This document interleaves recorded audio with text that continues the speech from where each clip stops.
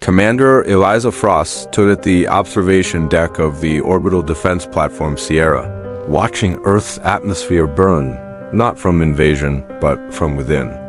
The planet-wide propulsion systems, buried deep beneath the crust decades ago, were finally activating. "Status report," she demanded, her voice steady despite the tremors that shook the station. Lieutenant Alan Reeves looked up from his console, face pale. "All systems nominal, Commander. Earth's departure trajectory is locked. The Coalition forces have been detected approaching Mars orbit." Frost clenched her jaw as she stared at the main screen. The Coalition, Earth's breakaway colonies, had returned with overwhelming force. Their ultimatum was simple: surrender Earth or face total annihilation. Humanity's answer? The unthinkable. Frost murmured to herself, "They never thought we'd actually do it. Move an entire planet." Just then, Communications Officer Natalie Wright announced, "Commander, the Coalition is approaching fast. Their flagship is hailing us." The screen flickered to life, showing Admiral Vincent Harlow of the Coalition. His face was a mask of cold fury. "This is madness, Frost. You can't move an entire planet. Stand down now." Frost stepped forward, her voice steady. "The decision has been made, Admiral. Earth will not surrender. We're taking our home with us." Harlow's voice was sharp. "You'll kill billions in the attempt." Frost shot back. "And you'd kill billions with your bombardment." "At least our way, we have a chance." The entire deck trembled violently as Earth's massive engines roared to life. Outside the viewport, the blue-green sphere of humanity's home began to move, slowly at first, then gaining speed. "All personnel, brace for gravitational distortion," Frost ordered. "Prepare for phase transition." Harlow's face twisted with rage. "You've doomed us all, Frost. The cosmic order was broken the moment you decided to attack your own kind." Frost cut him off. "We're not running away, Admiral. We're bringing the fight to you." The transmission ended as Earth broke free from its ancient orbit, accelerating directly toward the Coalition fleet. Alarms blared across the station. "Commander!" an officer shouted. "Coalition ships are launching missiles." Frost watched as thousands of warheads streaked toward Earth, creating a deadly web in the darkness of space. "Activate planetary shields," she commanded calmly. A shimmering, translucent bubble formed around the entire planet just as the first missiles hit, exploding in brilliant, silent flashes against the shield. "They're holding," an officer reported, relief in his voice. Frost nodded, her expression grim. "For now. But we've just started the greatest war in human history, and there's no turning back." As Earth continued its unprecedented journey, breaking free from the sun's gravitational pull, Frost received a priority message on her personal terminal. It was from Director Catherine Shaw of Project Exodus. The message was just 5 words. "The weapon is almost ready." Frost closed the message, her mind racing. What had humanity unleashed in its desperation? And would they survive what was coming next? Thanks for watching, and don't forget to follow for the next chapter. 3 days into Earth's journey, Commander Frost stood in the war room of ODP Sierra, surrounded by holographic displays of the planet's trajectory and the pursuing Coalition fleet. Earth's massive engines continued to push the planet through space at impossible speeds, leaving the solar system behind. "They're gaining on us," Strategic Officer Paul Winters pointed out, gesturing to the red dots representing Coalition warships. "Their vessels are faster than a planet, even one with our propulsion systems." Frost studied the displays. "How long until they're in weapons range again?" 18 hours, maybe less." The door slid open, and Director Catherine Shaw entered. Her silver hair was pulled back in a severe bun, her eyes sharp despite her 70 years. "Commander Frost," she said, nodding curtly. "We need to talk about Project Exodus." Frost dismissed the other officers with a gesture. When they were alone, she turned to Shaw. "Is it operational?" "Almost, but there's a problem." Shaw activated a secure holographic display. "The weapon requires more power than we anticipated. We'll need to divert energy from the planetary shields." Frost's expression hardened. "That's not an option. The Coalition will hit us with everything they have the moment our shields weaken." "Then we're at an impasse," Shaw replied. "Without the weapon, we can't fight back effectively." With it, we might not survive long enough to use it. A notification chimed on Frost's wrist device. Incoming transmission from Admiral Harlow, she read. Marked as private. Shaw raised an eyebrow. The enemy admiral wants a private chat? Interesting. Frost accepted the transmission. Harlow's face appeared, looking more haggard than before. Commander, he began, his voice low. What I'm about to tell you doesn't leave this channel. There's a faction within the Coalition leadership pushing for the deployment of the Sunbreaker weapon. Frost felt her blood run cold. That weapon was banned by every human settlement, even suggesting its use as a war crime. I know, that's why I'm contacting you. I can't stop them alone. Harlow leaned closer to the camera. There's more. We've detected anomalous energy signatures from deep space. Something's out there, watching us. Something that's not human. That's impossible, Frost said automatically. All exploration missions confirmed humanity is alone in this sector. Then explain these. Harlow transmitted a series of sensor readings. These appeared the moment Earth began moving. Whatever they are, they're tracking us. Frost studied the data, her mind racing. Why tell me this? Because despite our differences, we're still human. And if there is something else out there, he left the implication hanging. After the transmission ended, Shaw looked at Frost expectantly. Well, prepare the weapon, Frost decided. But we need a new plan. We can't weaken our shields, but we need that power. She pulled up a map of Earth. What about the auxiliary generators in the Antarctic complex? Those are powering the life support systems for the Southern Hemisphere, Shaw protested. Not all of them. There's a classified facility beneath the ice shelf. Authorization code, Frost Alpha 79. Shaw's eyes widened as she input the code and new information appeared. This facility, it's been operational for decades. Why wasn't I informed? Need to know basis, Frost replied. And now you need to know. As they worked to reroute power to the weapon, the station's sensors suddenly blared warnings. Multiple impacts detected on Earth's shield, the AI announced. Unknown projectiles approaching from Sector 7. Frost rushed to the observation deck. In the distance, strange lights were approaching not from the direction of the Coalition fleet, but from deep space. It seems, she said quietly, that we've attracted unwanted attention. The lights grew closer, revealing shapes unlike any human vessel. Earth had broken the cosmic order indeed, and something had noticed. The unknown vessels disappeared as quickly as they had appeared, leaving only disturbing sensor readings and unanswered questions. Commander Frost ordered a station-wide alert level increase, but kept the information about the sighting classified. Earth had enough to worry about with the Coalition fleet closing in. In her private quarters, Frost reviewed the data from the Antarctic facility. Project Exodus wasn't just a weapon. It was a revolutionary propulsion system that could potentially accelerate Earth beyond anything previously thought possible. But the risks were catastrophic. A knock at her door interrupted her thoughts. Lieutenant Reeves entered, looking troubled. Commander, we've detected unusual communications from Earth's surface. Multiple encrypted channels activating simultaneously across all continents. Frost frowned. Coalition sympathizers? Unknown, but the pattern suggests coordination. And there's more. Reeves handed her a datapad. We've identified a sabotage attempt in the main propulsion control systems. If it had succeeded, Earth would have lost all navigational capability. Do we have the perpetrators? 1. Security caught him in the act. Reeves hesitated. It's Captain Gregory Walsh. Frost felt as if she'd been struck. Walsh was her second in command, a trusted officer with an impeccable record. I want to question him myself, she said, rising from her desk. In the station's detention center, Walsh sat calmly, his hands folded on the table. He looked up as Frost entered, his expression neutral. Why? She asked simply. Because moving Earth was never about saving humanity, Walsh replied. It's about power, control. You and Director Shaw are playing God with billions of lives. We're saving those lives from Coalition bombardment. Walsh laughed bitterly. Is that what Shaw told you? Ask her about Phase 2 of Project Exodus. Ask her what happens to the colonies once Earth has the weapon fully operational.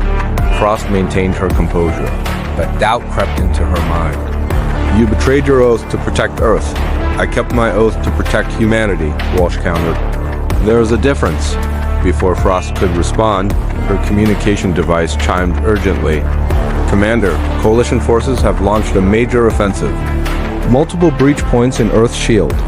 And the officer hesitated. Admiral Harlow is requesting to come aboard under flag of truce. He says he has critical information about Director Shaw.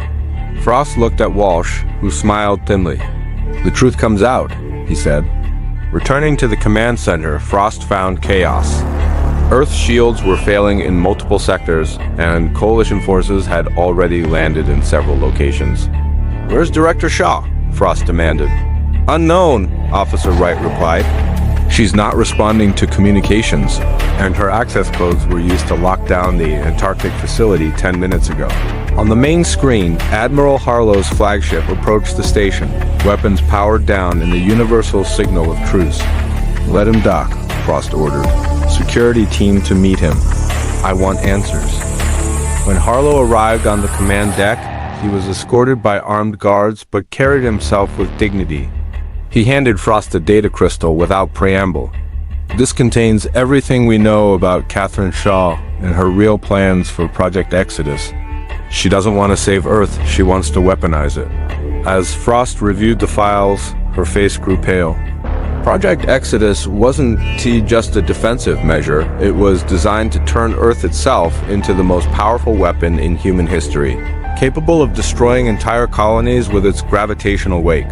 Shaw played us both, Harlow said grimly. And now she has control of the system. The station shuddered as a massive energy surge emanated from Earth's southern pole. On the view screens, the Antarctic ice shelf cracked open, revealing a massive structure rising from beneath. We're too late, Harlow whispered. Frost turned to her communications officer. Send to all Earth Defense Forces. Director Catherine Shaw is hereby relieved of command. She is to be arrested on sight. But as the message transmitted, every screen on the station suddenly displayed Shaw's face, her expression triumphant. Too late, Commander, she said. Earth's true journey is just beginning, and those who stand in the way of progress. Her eyes gleamed with fanatical light. Well, history has no place for them. The Antarctic facility fully emerged, revealing not a weapon, but a massive control center, the true heart of Earth's propulsion system. And it was now fully under Shaw's control. In the year 2342, humanity reached a new pinnacle of interstellar travel. We thought we had conquered the stars, but we were wrong. My name is Commander Eva Rostova, and this is my log. It all began when Director Aris Thorne, head of the terraforming division, announced the Aegis project. He claimed it was a planetary defense system, a shield to protect Earth from cosmic threats. The public celebrated him as a visionary, a savior. But I saw something else in his eyes, a chilling ambition that went far beyond protection. My suspicions grew when I intercepted a fragmented transmission from the Kuiper Belt. It wasn't human. The signal was a complex, layered language of light and frequency. After weeks of sleepless nights, my team and I cracked it. It was a pact. A deal. Director Thorne had made contact with a non-corporeal species from the Andromeda Galaxy known as the Phantoms. They offered him technology beyond our wildest dreams. In return, he promised them a weapon of unimaginable power, our home, Earth. The Aegis project wasn't a shield. It was a focusing lens. Thorne was embedding a network of resonant energy converters deep within the planet's core.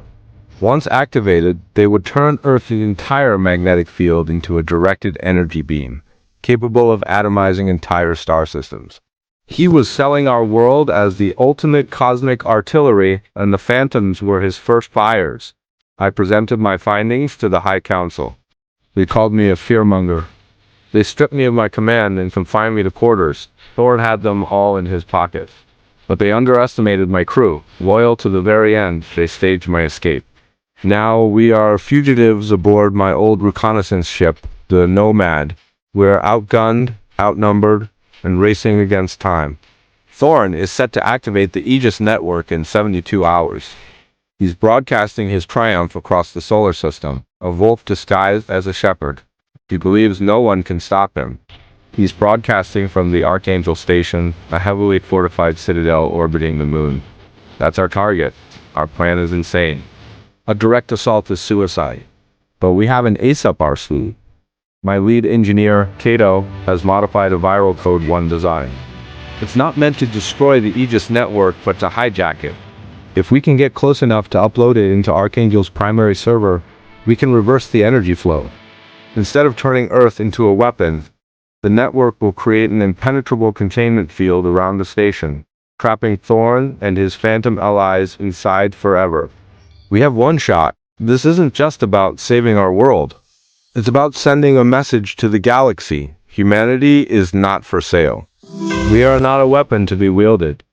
We are explorers, dreamers, and survivors. As we approach the moon, I can see the station glittering in the darkness, a monument to one man's greed. My hand rests on the helm. The Nomad may be just a small ship, but tonight it carries the hope of the species. This is Commander Rostova, signing off for Earth. Thank you for watching. If you enjoyed this story, make sure to like and subscribe for more adventures from the final frontier. The strike team was pinned down in the control center as Shaw's mind-linked personnel attacked with inhuman coordination. Frost, Harlow, and Walsh had taken cover behind a bank of servers, exchanging fire with their attackers. "We can't reach Shaw like this," Frost shouted over the gunfire. "And every minute we waste, Earth gets closer to the colony." Walsh checked his tactical display. "The main power conduits run beneath this section. If we can reach them, we might be able to force a system shutdown." "That would stop the propulsion system?" Harlow asked. "Temporarily. Long enough to break whatever connection Shaw has established." Frost nodded. "Cover me." She sprinted across the room as Harlow and Walsh laid down suppressive fire. Diving through a maintenance hatch, she found herself in a narrow utility corridor lined with pulsing energy conduits. The technology was like nothing she'd ever seen. Part mechanical, part biological, all of it thrumming with power. Above, the sounds of battle continued as she searched for a way to disrupt the system. Her scanner identified a central junction where the alien technology interfaced with Earth's power grid. "Found it," she reported over the com. "Stand by for power disruption." She'd placed explosive charges at key points, then retreated to a safe distance. The explosion rocked the facility, and for a moment, everything went dark. When emergency lighting activated, Frost returned to the control room to find Shaw slumped in her chair. The alien filaments retracted, and her personnel collapsed on the floor. "It worked," Harlow said, lowering his weapon. "Earth's engines are powering down." Walsh checked the nearest console. "We've dropped out of the accelerated state, but we're still on course for the colony. Inertia will carry us there in approximately 12 hours. Shaw stirred, her eyes opening, normal human eyes now, filled with confusion and pain. What happened?" "You tell us," Frost said coldly, training her weapon on the director. "You made a deal with non-human entities. Gave them access to Earth systems. To our people." Recognition dawned in Shaw's eyes, followed by horror. "Oh God, I remember now. They came to me years ago, offered technology beyond anything we had. Said it would save humanity from itself." She clutched her head. "But once the interface was established, they took control. Used my knowledge, my authority. Convenient excuse," Harlow said skeptically. "It's the truth," Shaw insisted. "And we don't have much time. They're still coming. The rifts in orbit are bringing their vessels through," Frost finished. "We know. Not just vessels," Shaw said urgently. "Their entire civilization. They're refugees, Commander. Their home dimension is collapsing and they need somewhere to go. Somewhere with compatible physics. So they're going to take Earth," Walsh concluded. "They're going to take everything," Shaw corrected. "All human worlds. They see us as primitive. Worthy only of serving as vessels for their consciousness," Frostcom unit chimed. It was Lieutenant Reeves from ODP Sierra. "Commander, the situation has escalated. The unknown vessels are attacking both Earth and Coalition forces, and we're detecting more rifts opening throughout the system. Can we still alter Earth's course?" Frost asked Shaw. The propulsion system is damaged but functional. However, the aliens established backdoor controls. They can override any commands we input from here. Then we need to sever their connection completely, Frost decided. Where's the primary interface? Shaw hesitated, then pointed to a sealed door. Through there. The dimensional anchor. It's what allows them to establish rifts near Earth. If we destroy it, the rifts collapse. But the energy release would be catastrophic. Frost looked at Harlow and Walsh. Get everyone off this continent. Evacuate as far as possible. What are you planning? Harlow asked. To give Earth a fighting chance, she turned to Shaw. You're coming with me. You're going to help me set this right. As Harlow and Walsh organized the evacuation, Frost and Shaw entered the sealed chamber. Inside was a massive crystalline structure pulsing with energy, surrounded by alien technology. The anchor, Shaw explained. It's drawing power directly from Earth's core. Can we overload it? Shaw nodded slowly. Yes, but whoever does it won't survive the initial energy surge. Frost began setting up the overload sequence. Then get to the evacuation point. Commander, Shaw protested, this is my responsibility, and Earth is mine. Frost continued working. One last question, Director. Was any of it true? Was Project Exodus ever meant to save humanity? Shaw was silent for a long moment. It was, before they found me. Before they showed me what they claimed was a better way. Tears filled her eyes. I truly believed I was saving us all. As Shaw reluctantly departed, Frost completed the overload preparations. She opened a channel to ODP Sierra. Lieutenant Reeves, transmit to all human vessels, Earth and Coalition, full retreat from Earth's vicinity. Dimensional anchor overload in progress. In orbit, the battle raged between human forces and the alien vessels emerging from the rifts. The message from Commander Frost caused both sides to pull back, creating distance from the embattled planet.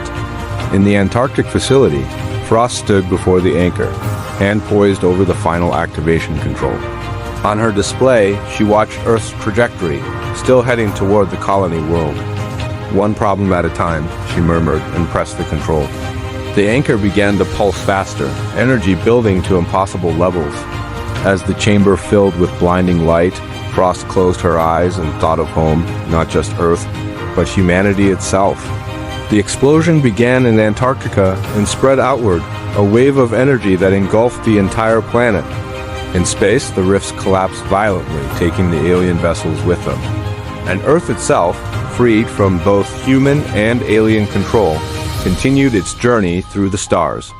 3 weeks after the Antarctic explosion, Earth drifted through space, its propulsion systems dormant, its course unpredictable. The planet had narrowly missed the Coalition colony, passing close enough to cause gravitational disturbances but avoiding catastrophic collision. On ODP Sierra, Admiral Harlow stood with Captain Walsh, watching Earth through the observation window. The planet looked different now. Energy patterns swirled across its surface, remnants of the dimensional anchor's destruction. Any word from the surface teams? Harlow asked. Walsh checked his datapad. Communications are still spotty, but we're getting reports from all continents. The alien influence appears to be gone. Shaw's personnel have no memory of their actions while under control. And Shaw herself? Still in medical. The neural damage from the alien interface was extensive, Harlow nodded solemnly. And Commander Frost? Walsh's expression tightened. No sign. The Antarctic continent was... there's nothing left. Just ocean where it used to be. The door slid open, and Lieutenant Reeves entered urgently. Sir, we're detecting energy fluctuations from Earth's core. Something's happening. They rushed to the command center, where holographic displays showed the planet's internal activity. Energy patterns, similar to those on the surface, but vastly more powerful, were building within Earth's core. It's like the planet is rebooting, one scientist suggested. Or evolving, another added. The alien technology merged with Earth systems at a fundamental level. Commander Frost didn't just destroy the anchor, she triggered some kind of transformation. Transformation into what? Harlow demanded. Before anyone could answer, every communication system on the station activated simultaneously. A voice distorted but hauntingly familiar spoke through them. This is Earth. Can anyone hear me? The command center fell silent in shock. Walsh was the first to recover.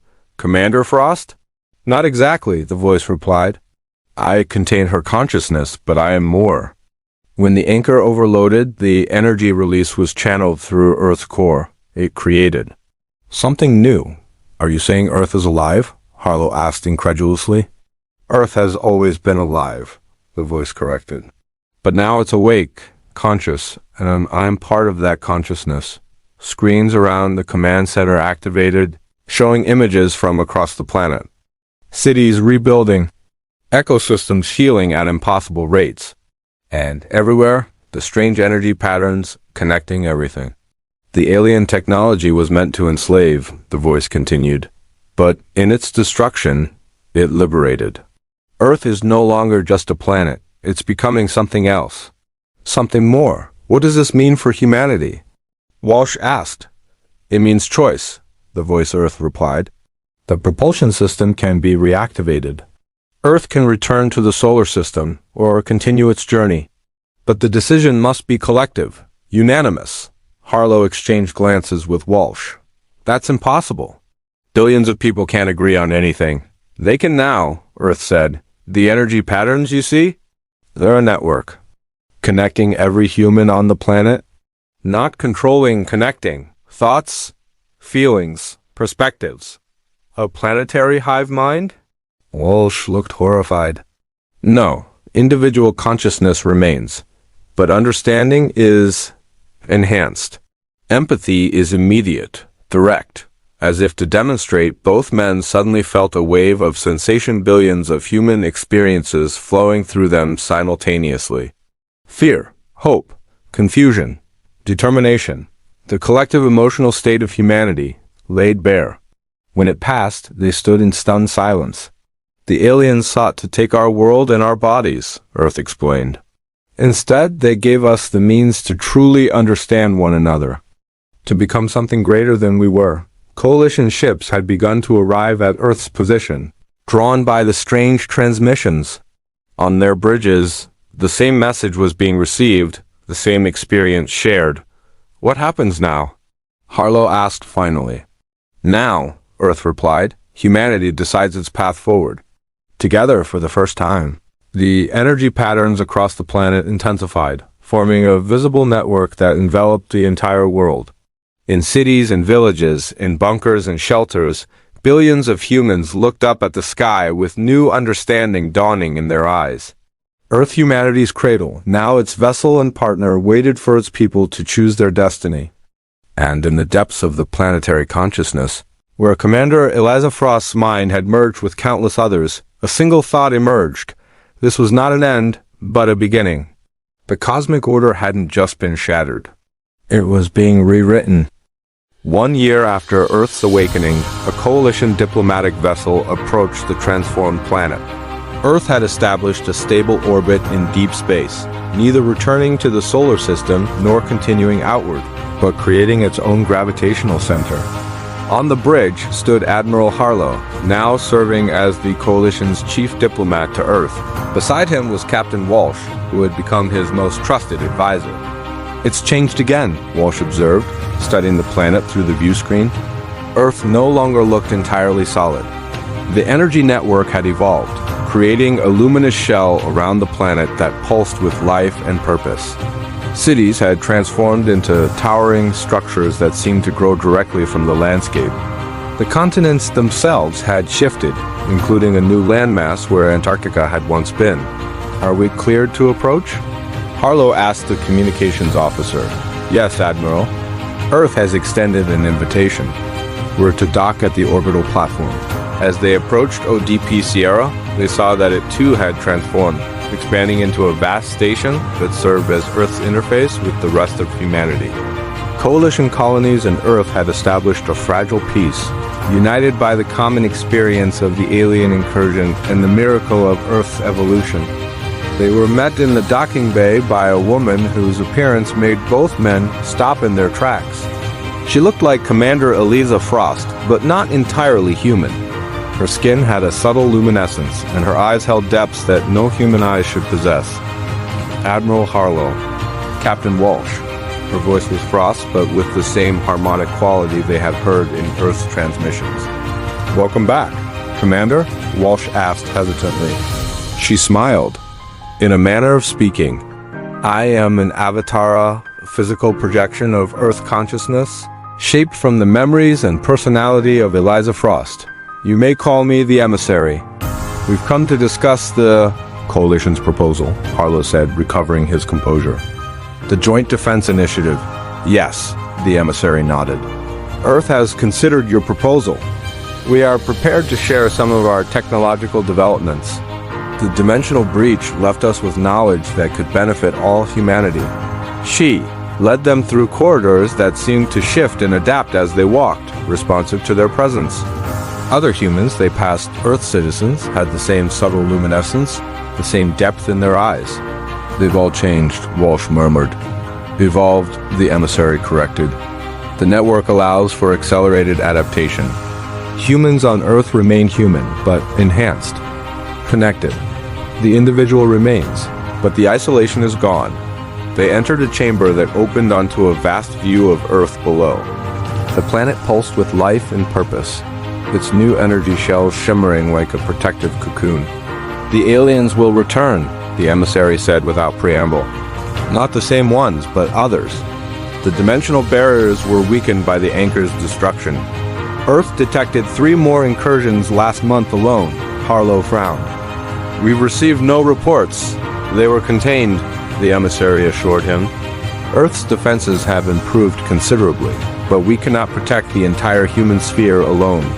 Hence our interest in your proposal," she gestured, and a holographic display appeared, showing the known human colonies spread across multiple star systems. "Humanity stands at a crossroads," she continued. "We can remain divided, vulnerable to external threats. Or we can forge a new path, not through conquest or control, but through connection. You want to extend Earth's network to the colonies," Walsh realized. "We want to offer the choice," the emissary clarified. "The network cannot be imposed. It must be embraced willingly. But those who join will gain not just protection, but understanding, perspective, purpose. And those who refuse?" Harlow asked cautiously.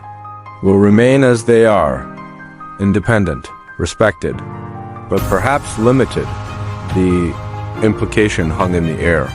Earth had transcended its former limitations. Those who joined its network would share in that transcendence. "Some will call this coercion," Harlow noted. "Others will fear it as assimilation. Fear of change is natural," the emissary acknowledged.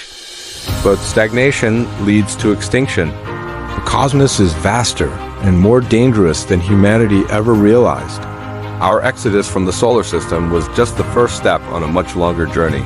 She turned to face them fully, her eyes reflecting the light of distant stars. "The cosmic order we shattered was never meant to constrain us. It was a test, a threshold. And humanity has passed it." The chamber darkened, and the holographic display expanded to show not just human colonies, but the entire galaxy. Countless points of light appeared, representing other civilizations, other worlds. "We are not alone," the emissary said softly. "We never were. But now, we are ready to take our place among the stars." As Harlow and Walsh stared at the vastness of the galaxy laid out before them, they felt a subtle touch at the edges of their minds, Earth reaching out, offering a glimpse of what awaited. Not conquest, not subjugation, but understanding, connection, evolution. "The choice is yours," the emissary said. "As representatives of the Coalition, you must decide whether humanity moves forward divided or united. But know this, Earth will continue its journey regardless. We have awakened to our purpose, and we cannot return to sleep." Harlow looked at Walsh, then back at the emissary, at what remained of Commander Eliza Frost, the woman who had sacrificed herself to save humanity and had become something far greater in the